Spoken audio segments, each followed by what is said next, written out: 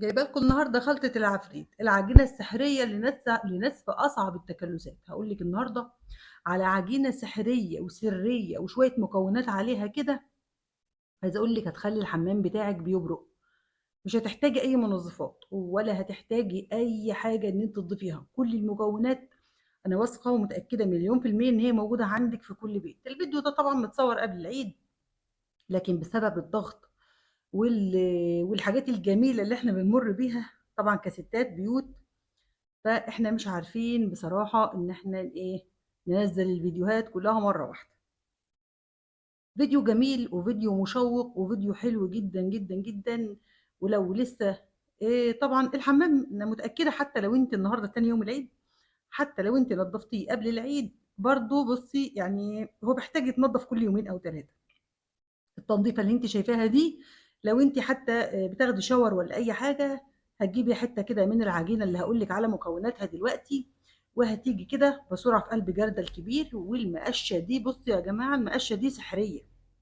المقشة اللي هي السلك الصغيرة دي ممكن تخصصي اكيد واحدة للحمام، فبصي هتخلي الحمام معاكي بيبرق. هنسمي بالله ونصلي على الرسول عليه افضل الصلاة والسلام. وعرفيني بتتابعيني من اي مكان، والعيد عندكم كان امتى؟ احنا مصر، احنا هنا في مصر العيد عندنا كان يوم الاثنين، وفي السعوديه ده اللي انا اعرفه العيد كان يوم الاحد. مصر بتقول انا الصح والسعوديه بتقول رؤيتي هي الصح، ومحدش عارف اي حاجه. المهم كل واحد ماشي تبع طبعا ما بلده او الناس عندهم بتقول. المهم كل سنه وانتم طيبين جميع انحاء العالم، كلنا اخوات وكلنا يعني مسلمين وكلنا حبايب وكلنا ايد واحده، وهنفضل دايما ايد واحده ان شاء الله. كل سنة وانتم بألف صحة وسلامة وسعادة يا رب العالمين. الاسبونشة دي بقى الاسبونشة السحرية، أقسم بالله أنا بسميها المنجزة. حاجة كده في المطبخ معاكي، في الحمام شغالة، في الأطباق والحلل، وكمان تلميع الألمنيوم شغال. بص هي شغالة في كل حاجة، هي ما شاء الله. الاتنين عندنا في كيس كده بتباعه عند السوبر ماركت أو محل المنظفات ب 15 جنيه بس. تحفة جدا جدا جدا. اهم حاجه في القصه دي كلها ان انت تكوني لابسه اي جلافز عندك، لان ايديكي طبعا مهما كان هي ما فيش كيماويات ولا حاجه في الخلطه الجباره دي، لكن طبعا ايدينا بتتاثر جدا جدا جدا مع غسيل الاطباق وطول النهار الميه والبهدله، فتبص تلاقي ايدك في الاخر كده متدمره. لو عايزه الروتين لتنظيف الايد او يعني شد التجاعيد بتاعه الايدين، اكتبي لي في الكومنتات، وانا ان شاء الله هقول لك على التجربه اللي انا عملتها. وخصوصا قبل رمضان فوجئت كده بنفسي لقيت الدنيا متدمره، ورجعت تاني بدأت أعمل الروتين اللي أنا كنت بعمله قبل كده. لو عايزة أي حاجة من دي اكتبي لي في الكومنتات وعرفيني، وأنا إن شاء الله هعمل لك روتين قوي جدا للسكراب للإيد، وكمان الحاجة اللي أنا عملتها وكل الحاجات خطوة بخطوة. زي ما أنت شايفة كده الحمام بتاعك هتجيبي الجردل الجميل ده، وأهم حاجة في القصة كلها تجيبي مية سخنة بتغلي من الإيه من السخان، ومعلقة كبيرة من الملح الأبيض. أيوه زي ما باقول لِك كده، شوية من الصابون السايل، حوالي ربع كوباية أو نُص كوباية، أي نوع مسحوق عندِك، أي نوع مسحوق. على فكرة الحاجات دي كانت عندي يعني، فما حدش يقول لي بقى مقاطعة ومش مقاطعة. العجينة السحرية السرية الخطيرة دي بقى يا جماعة خلطة أنا مسمياها خلطة العفريت.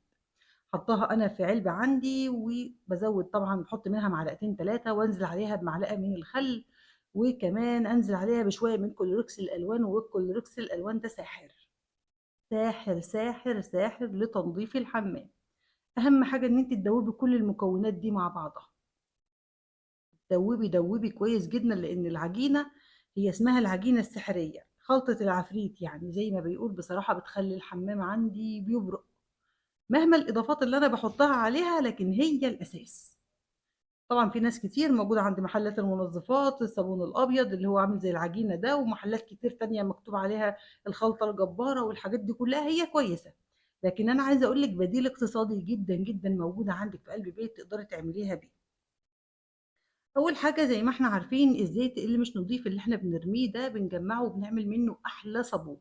الصابون ده يا جماعه خطير خطير بجد، ما بستغناش عنه ابدا، وما برميش اي نقطه زيت من اي حاجه. يعني زيت القلي زيت التحمير الكلام ده كله مش ببيعه، لانه بيعملوا له اعاده تدوير بيبيعوه لنا تاني زي ما انتم عارفين اكيد. فبنعمل منه بقى صابون، والصابون ده الطريقه بتاعته موجوده على القناه، تقدري تدوري عليها وان شاء الله، ولو عايزاها كمان عرفيني برضو وانا انزل لك الفيديو، اما احط لك الرابط يعني.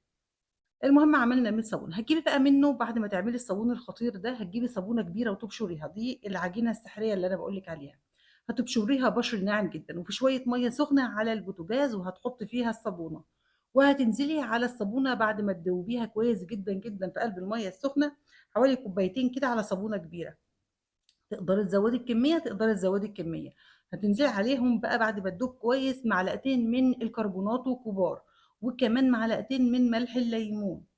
تمام، معلقتين من ملح الليمون ومعلقتين من الكربوناتو، وهتنزلي عليهم بنص كوبايه من المسحوق.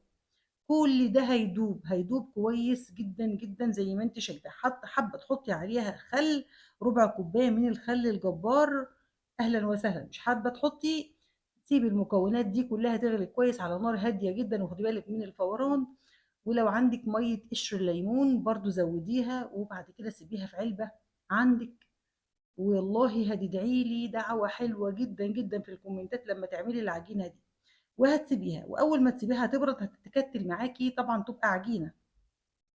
تاخدي منها بقى كده بالسكينة تقطعيها قطع صغيرة او قطع. وما تيجي بقى تغسلي الحمام زي ما انت شايفة، هتجيبي مية سخنة بتغلي، وتاخدي منها معلقتين ولا ثلاثة، على شوية برضو تاني من المسحوق، على شوية من الخل، شوية من الملح.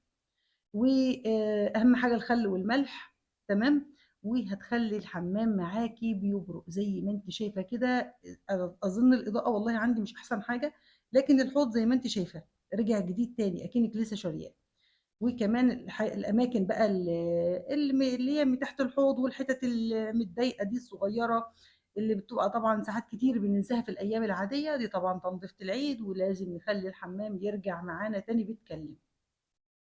عاملة كذا طريقة لتنظيف الحمام، لكن الطريقة دي والخلطة دي بصراحة ما لقيتش أحسن منها. ما بجيبش بقى منظفات والحاجات اللي هي بتتباع بشيء وشويات، لا، كل الحكاية كلها إن أنت بتجيبي تمن من كربونات الصوديوم، وتمن كمان من ملح الليمون، وتسيبيهم عندك. بصي ده ساحر في التنظيف، ساحر ساحر في التنظيف. واللي عندها غسالة أطباق وعايزة تعمل لها دورة تنظيف، برضو تكتب لي في الكومنتات. ولو عندك برضو غسالة أطباق وبيطلع لك الكوبايات فيها تكلسات، والأطباق برضو يعني فيها تجييرة كده مجيرة يعني زي ما بنقول، برضو اكتبي لي في الكومنتات وإن شاء الله هعمل لك فيديو عنها.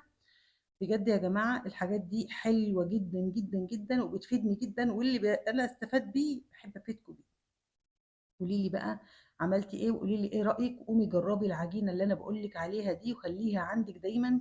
على فكره تنفع تحطي منها قطع صغيره على غسيل الهدوم، الغساله العاديه او الغساله الفوق اوتوماتيك. هتخلي معاكي الهدوم اصعب البقع، اصعب التكلسات. الحمام رجع بينور معايا زي ما انت شايفه كده، اللهم بارك، حاجات بقت زي الفل. الحمام بتاعي رجع جديد تاني، ومش هياخد منك وقت ومش هياخد منك مجهود، بالمقشه كده وكمان الاسبونجه السحريه دي هتخلي معاكي الدنيا كلها ما شاء الله، اللهم بارك، زي الفل. كل سنه وانت طيبه، ودايما منوره بيتك، ودايما سعيده باولادك وبحياتك وبزوجك. ربنا يديكم الصحه والعافيه يا رب العالمين. اكتبي لي بتتابعيني منين، واول مره تشوفي شغله وحكايه اوعي تبخلي عليا بالشير الحلو، وكمان الاشتراك الامر، عشان ان شاء الله قناتنا تكبر بيكم، وباذن الله نبقى اقوى عيله في الدنيا، عيله شغله وحكايه. اتمنى ان شاء الله تتفرجي على جميع الفيديوهات اللي انا عاملاها، عامله فيديوهات حلوه جدا والله هتفيدك جدا جدا. ولو انت ليكي اخت صغيره عروسه جديده ابعتي لها في فيديوهات حلوه جدا هتفيدها، ابعتيهم لها وما تتردديش. دعوه حلوه من لاختكم ام هنا من مصر من القلب. كل سنه وانتم بالف صحه وسلامه وسعاده.